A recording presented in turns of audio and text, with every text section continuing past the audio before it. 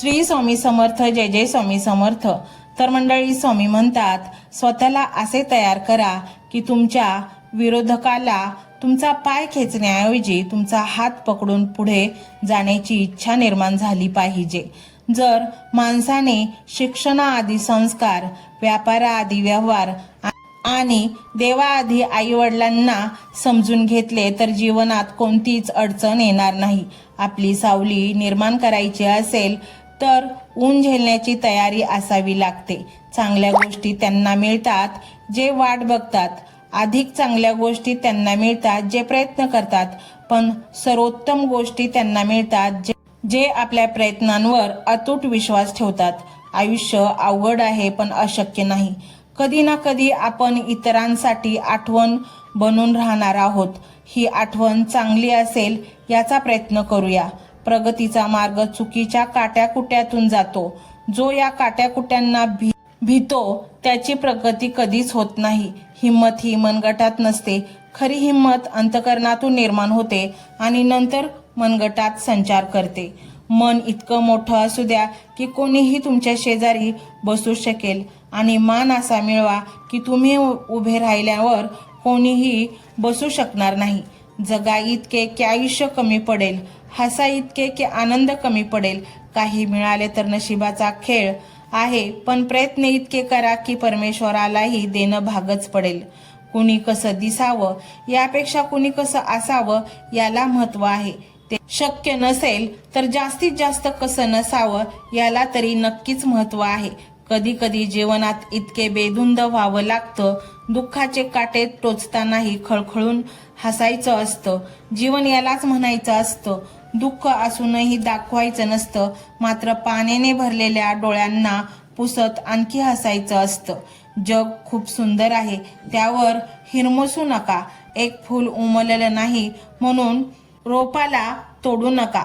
सगळं मनासारखं होतं असं नाही, पण मनासारखं झालेलं विसरू नका. सुटतो काही जणांचा हात नकळत, पण धरलेला हात सोडू नका.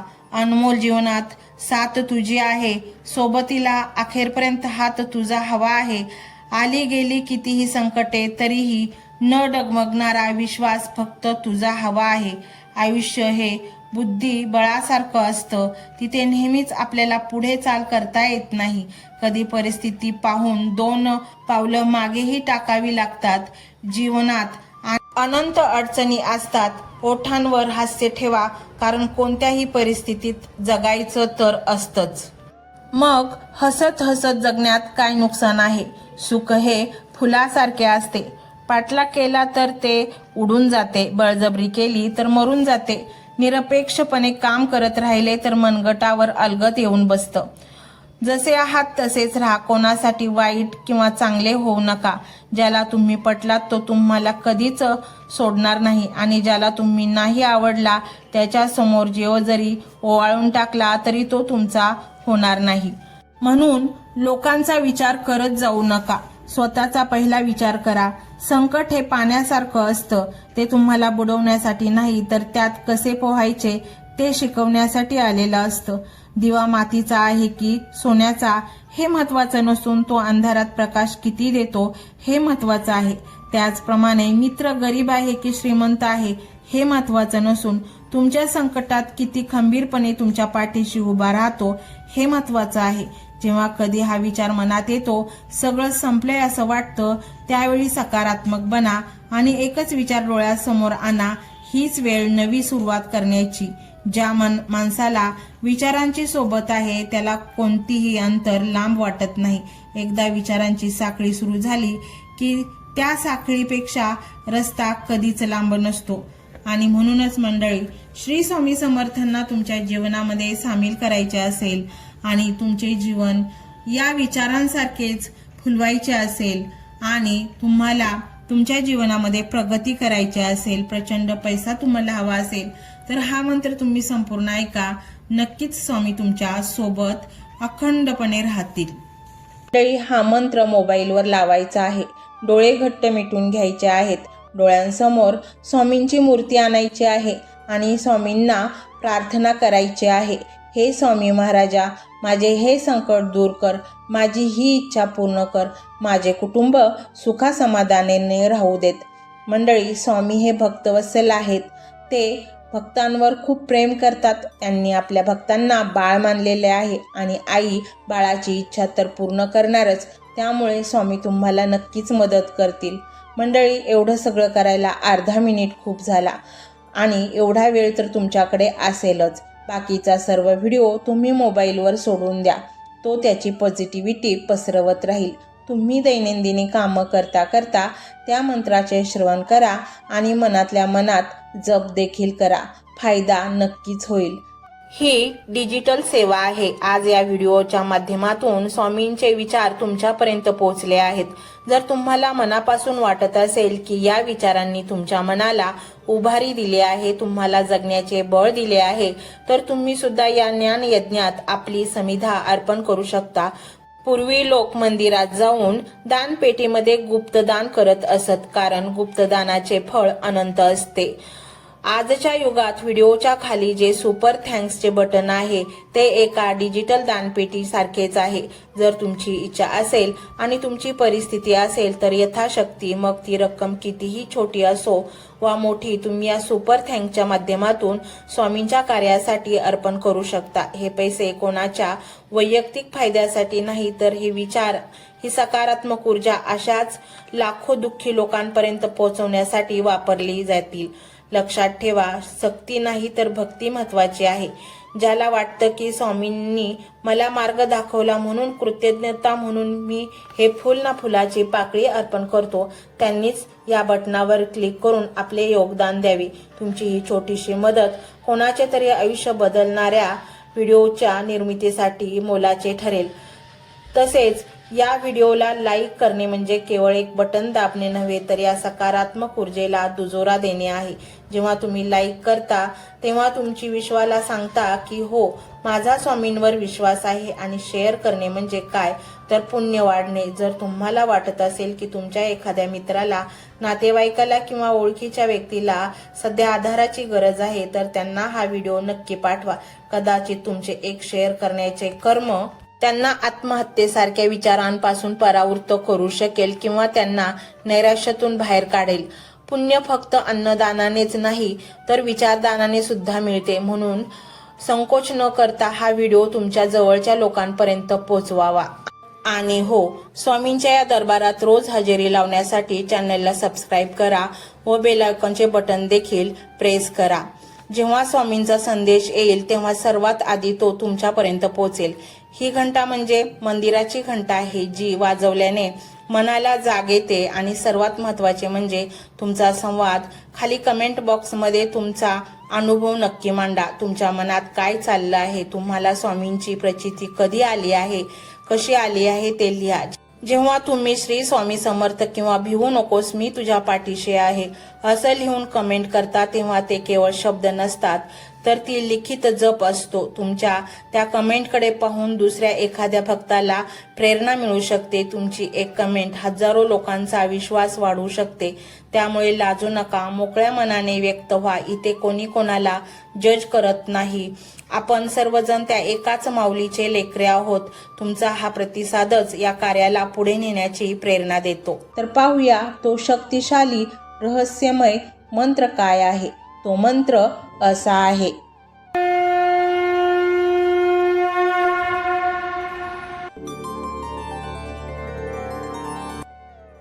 ओम श्री स्वामी समर्थाय सकल धन देई नमः.